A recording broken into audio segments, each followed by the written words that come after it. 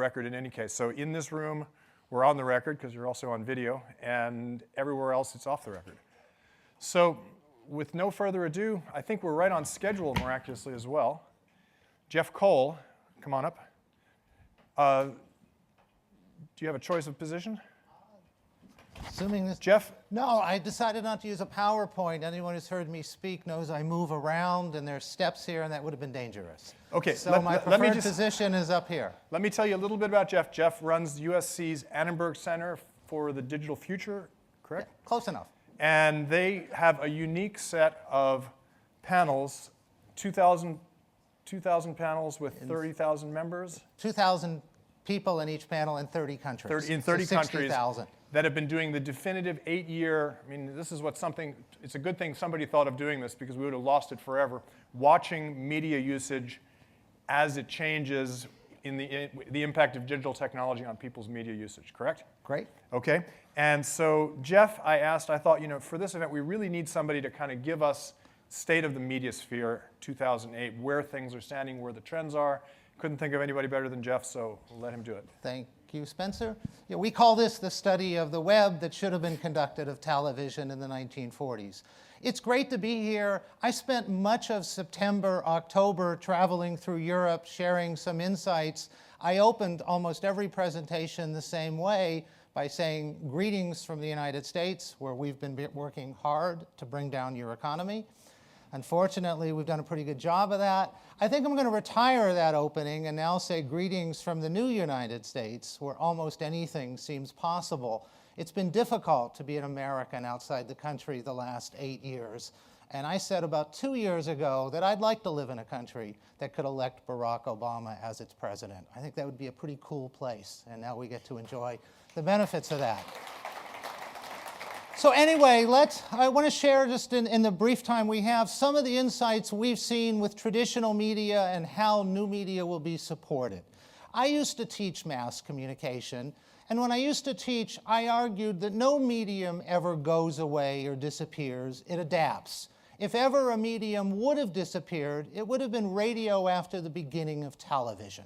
When television sucked all the content, sucked all the stars out of radio, but radio didn't roll over and die. It learned how to make alliances with the record and music industry.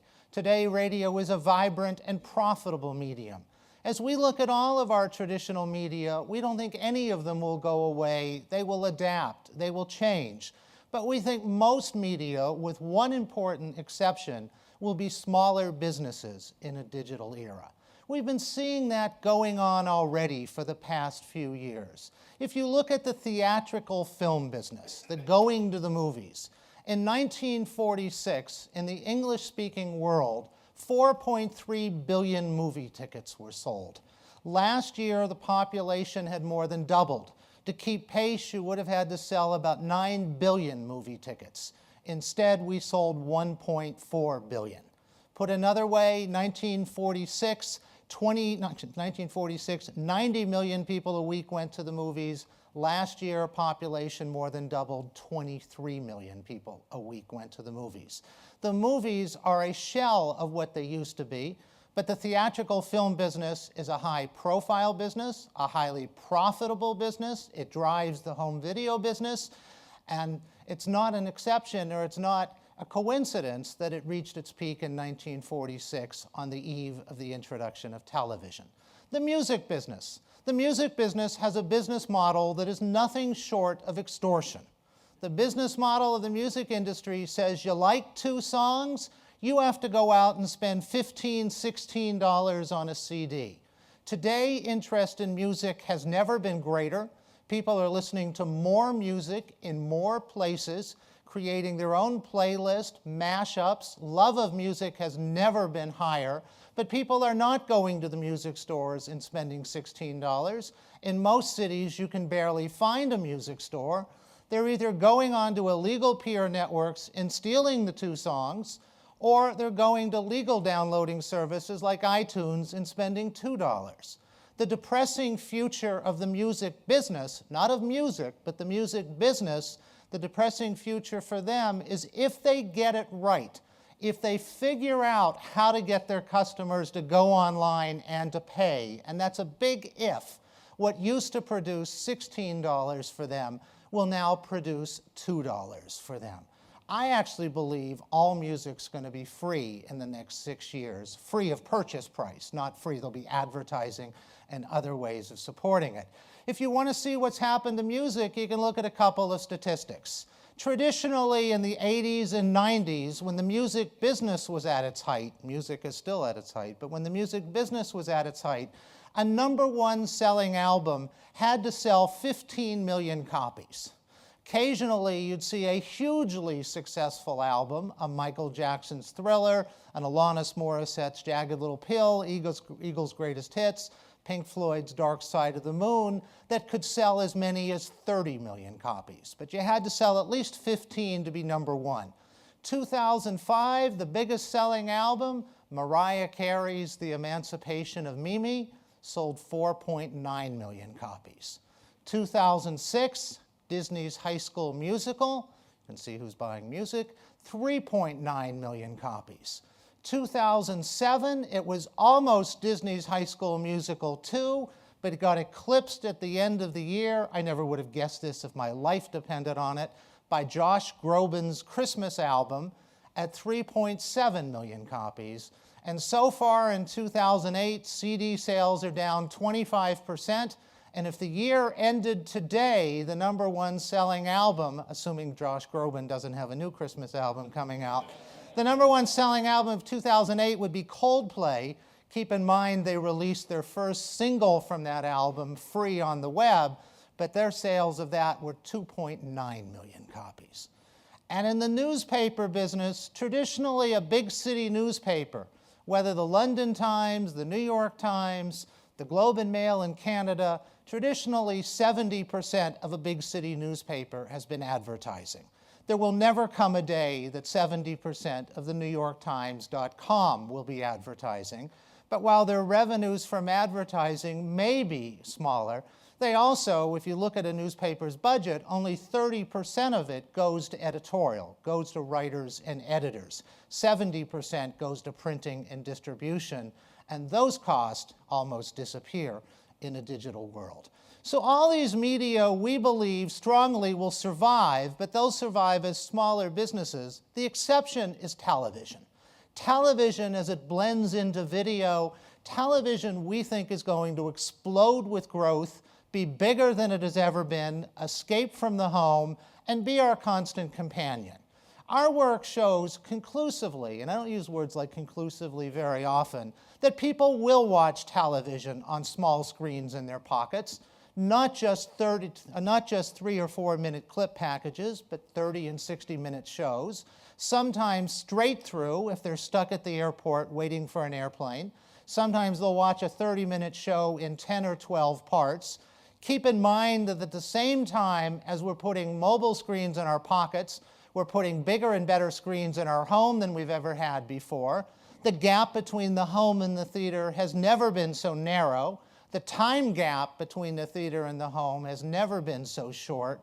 And we will save the content we really care about for that big screen at home. I gave a talk about a month ago, and there was a Canadian in the audience who raised his hand and said, "I'm a big hockey fan," although Canadian and hockey fan are sort of redundant. And he said, "Why would I ever watch a hockey game on a mobile screen in my pocket?" And the answer is, if you love hockey, you won't. You'll seek out the biggest and best screen you can find unless you can't get to that big screen, and it's more important to see it sooner rather than later.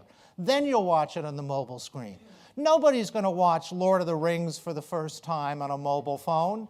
We're going to save the content we really care about for the big screen. The opening ceremonies of the 2008 Olympics in Beijing finally justified my purchase of my HD TV. But we're going to move lots of other content to the small screen. And as we do, television's going to escape from the home.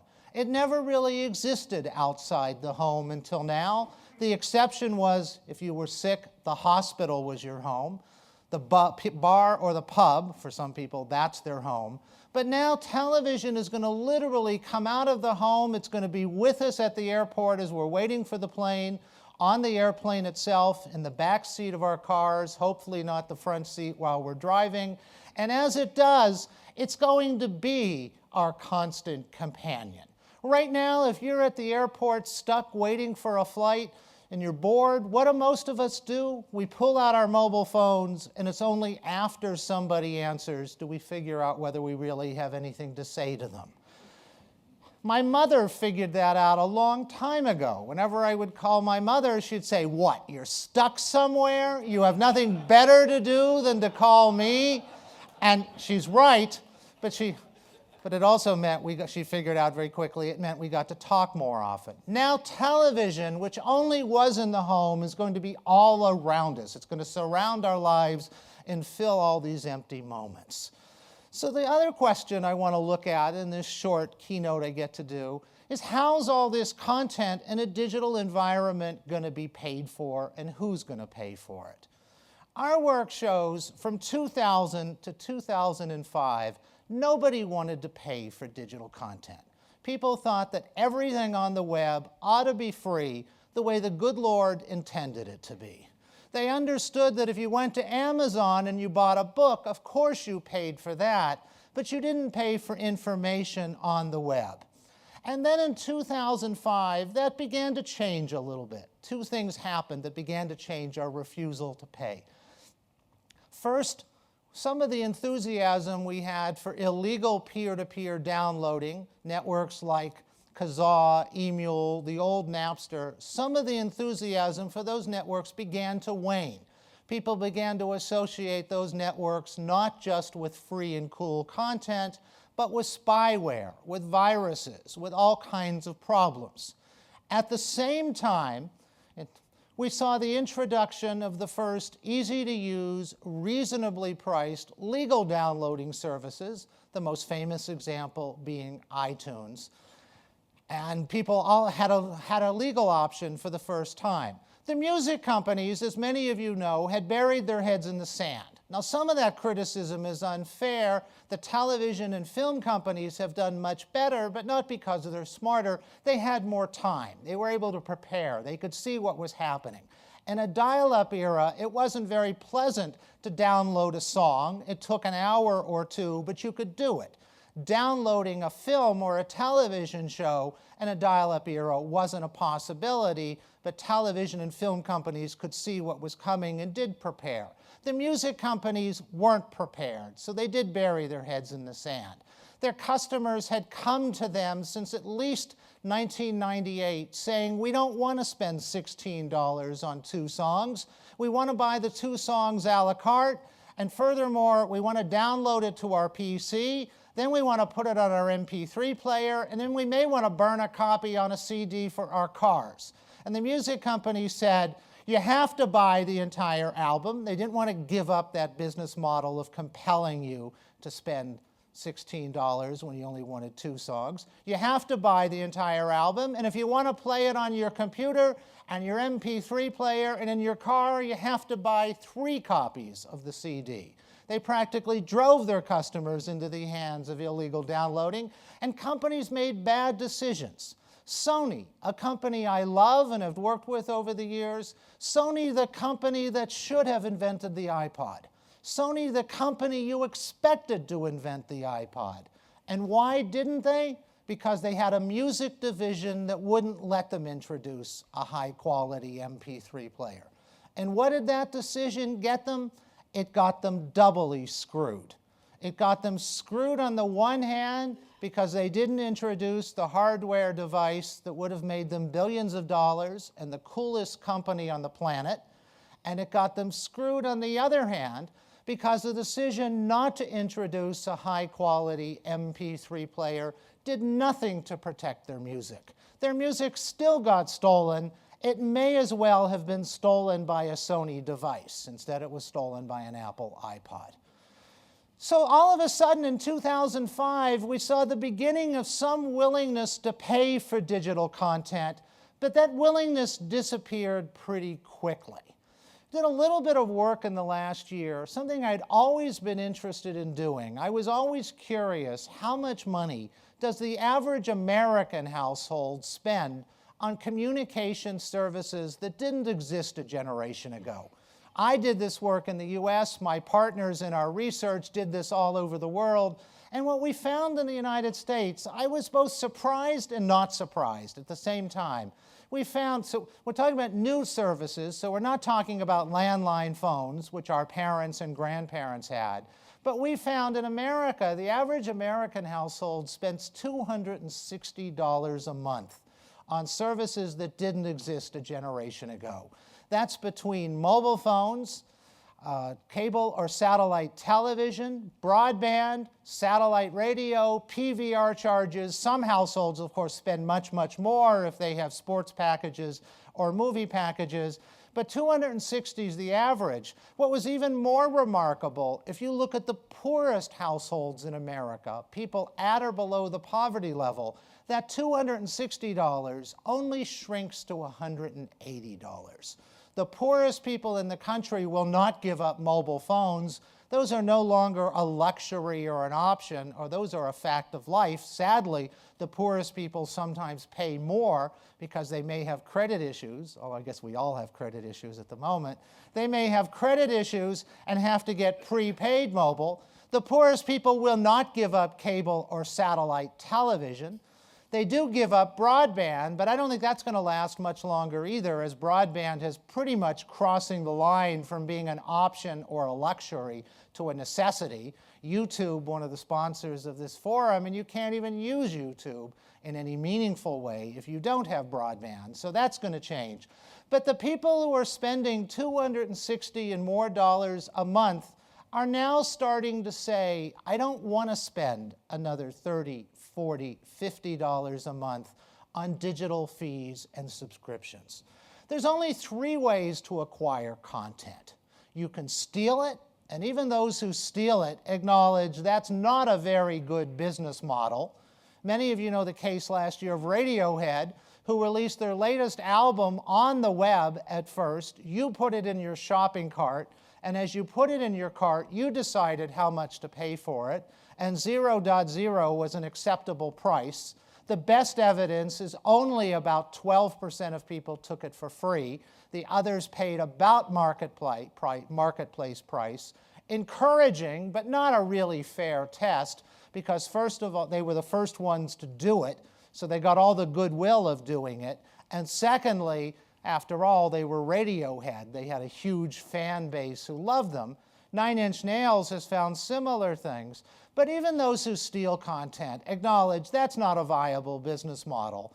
So the second way you can acquire content is fees and subscriptions, and the third is advertising. And our work is starting to show pretty clearly in the last 9 months. We're some of the first to see this. I think it's because we're right, but we'll see at subsequent forums if we were. Our work's beginning to show that people are now willing to make the same deal with the web and mobile that they made with television a generation ago, which is advertising as the price of free content. We believe households at most will subscribe to 2 or 3 digital services, and maybe not even that. Newspapers discovered you can't get people to subscribe on the web. Their information, the news, was available generically from too many places, starting with Google, Yahoo, and MSN. Our New York Times, finding out they couldn't sell subscriptions to the paper, had a really clever idea. If we can't sell people the news, let's sell them what's uniquely ours, the New York Times said. Let's sell them our columnists, Tom Friedman, Maureen Dowd, our unique content, call it Times Select, and charge $50, not a month, but a year, a little over $4 a month. Last summer, they called that off. We know that the only things that are likely to be able to be sold through subscriptions is highly specialized financial information or other sources of very specialized information, and at most, we think households will subscribe to 2 or 3 of those services. If content on the web has a future, and we believe it does, that future is going to be through advertising. And it's advertising with a completely different set of rules. You run an ad on television that's not a very good ad or offends people, and the worst thing that happens is it's just not very effective. There was an ad in the Super Bowl this year. I'm sure many of you, like me, watch the Super Bowl more often for the advertising than for the content of the game, although it turned out this year was a pretty good game. There was an ad that the reaction to this ad, the overwhelming reaction was, that grossed me out. It's not a really good reaction for an ad. For those of you who saw it, was for careerbuilder.com, a career searching firm. And the ad showed a woman sitting in front of her computer.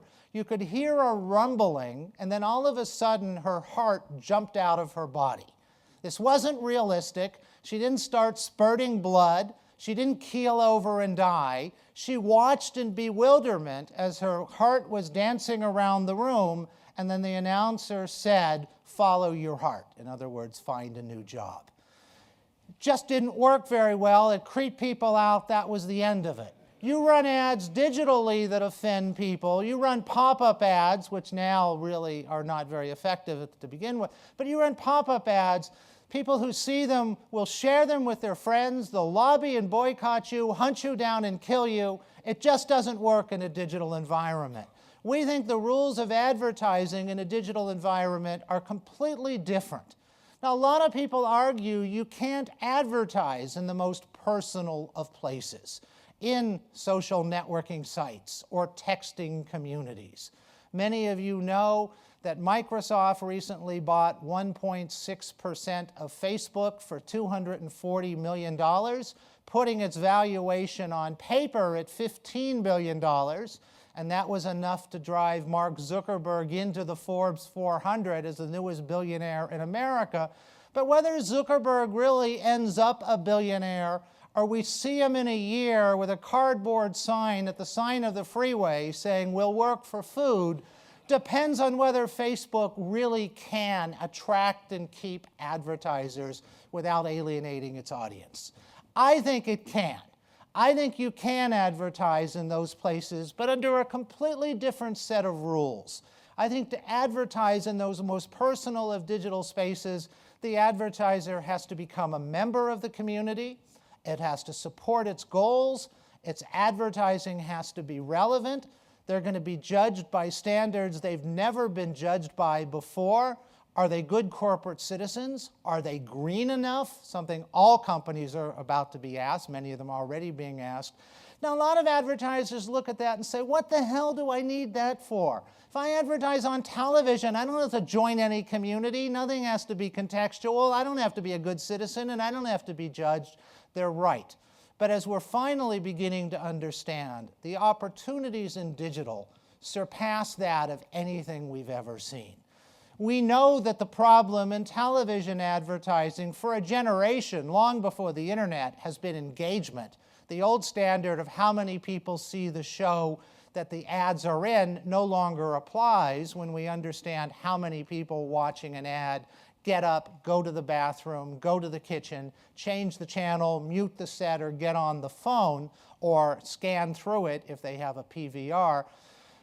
The rules have very, very much changed. In the digital era, in the digital world, where we can actually, through complex metrics, understand where our ad is reaching, the rules that Google have enacted that have changed the laws of nature and physics, that have answered the question John Wanamaker posed several generations ago, the dilemma that John Wanamaker posed, that I know that half my advertising budget is wasted. All of a sudden on the web, you know which half. You spend money only on people who are interested in the products you sell. And I think we're about to move into the most exciting era in the history of advertising, and the opportunities are absolutely unparalleled. And on that, I will turn it back over to Spencer, wherever he is. Thank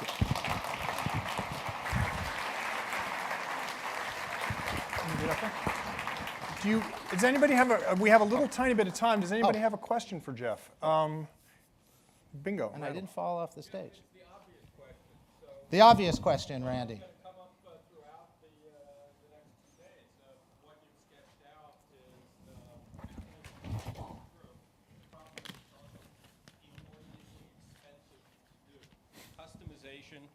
customization as opposed to awareness-based advertising is expensive for publishers, it's expensive for agencies, it's expensive for marketers.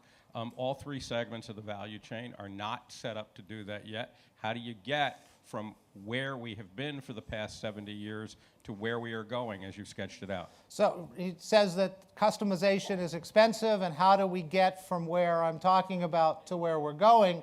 And of course, that's the reason we have forums like this. We can see what has to happen. We have to figure out how to make it happen. If I actually knew the full answer to that question, as much as I like Monaco, rather than holding this event in Monaco, I would have invited you all to my private island to discuss this. But the answer really comes ultimately from it's the most effective use of money. It is money that's not wasted. Cost per thousand on targeted advertising obviously far exceeds cost per thousand with generic, widely distributed advertising. But the ultimate cost, you're advertising to such a smaller group of people through addressability and set-top boxes, through metrics and digital, that I do think ultimately it becomes a viable financial model that makes it work. But those are the issues that we still have to work out. And in the work I do, we're going to continue, of course, to track that. And I spend a lot of time trying to work with brands and other people, trying to understand where money ought to be spent, what kind of advertising works. We have some, I think, good preliminary answers to that. We hope to evolve that much better over the coming years as well. But I do think there's a viable business model there. Microphone. Joe Schoendorf at Accel Partners Venture Capital. So I have a vested interest in what I'm about to ask you. Don't sell mobile short for the full screen, for the person who uses it all the time to watch everything. Meaning, as we look at the younger user base and we look at a world that has 6 billion mobiles in it, and we look at new technologies of foldable screens, and we look at projection, I think we're going to be surprised at how ubiquitous that device comes, and how, looking at a global population, how few people have this, quote, big screen at home. I don't think I sold mobile short. I think I was about as bullish on mobile as you could be. I said that we are going to emphatically watch almost everything. We're going to save the truly majestic content. I said Lord of the Rings for the first time. I don't see on a mobile phone. I do for the second or third time. I think everything's going to move to mobile. I think as India's 7% internet penetration climbs to 40, it's not going to be with PCs on the desk. It's going to be through mobiles. I think, and I hope I communicated in my talk, that I think mobile is really going to be at the center of everything through digital and entertainment. So you're in the right place. But I hope I said that, or I think I tried to say that. Okay, off. Thank you very much, John Gaunt. Given there you are. Yeah, thank you. Given the importance of mobile, on a per bit basis, that same iTunes is going to cost you $6,000 to download if you were going to do it through SMS, which is the most prevalent mobile data service. How long do you think that this crazy pricing structure for mobile data can be sustained? It's a really good question. We do some work with Telstra in Australia. I think it's beginning to break loose. We're really beginning to see some change. You have to consider just with voice what's happened in the last 12 years. That when I got my first mobile phone in Los Angeles, it was 90 cents a minute for voice. You had to pay half of that if you called somebody and it was busy, or if no one answered. And now I get, in my system, I get 1,000 minutes for $30. We're beginning to see that change with data. Where it's not changing with data yet is roaming internationally. To access my data here in Monaco, I'm going broke as I stand here. But so there's in the European Union, Vivian Redding in the European Union is really putting a high priority into trying to create equitable roaming, at least within the European Union. I think it's a market-driven demand. The capacity is there. I think mobile companies are making a last stand to get as much money out of this before the dam breaks. I think the dam's probably within 18 months of breaking on data charges on mobile. I say that as an American. Keep in mind that the United States is a third world country where mobile's concerned. Whereas here in Europe, you're interested in things like using your mobiles in the subway, buying Cokes out of machines in Sweden, paying for parking meters in Estonia or in Tokyo. You can walk out of an office building at lunchtime and your mobile phone will show you all the restaurants in a 2-block radius that have tables available. We in America can barely get our mobile phones to work above ground for voice communication. I wish that were just a cheap joke. It isn't. And so those things are not as relevant to us yet in America, but they're relevant to you here. Okay, we got time for one more. Was that it?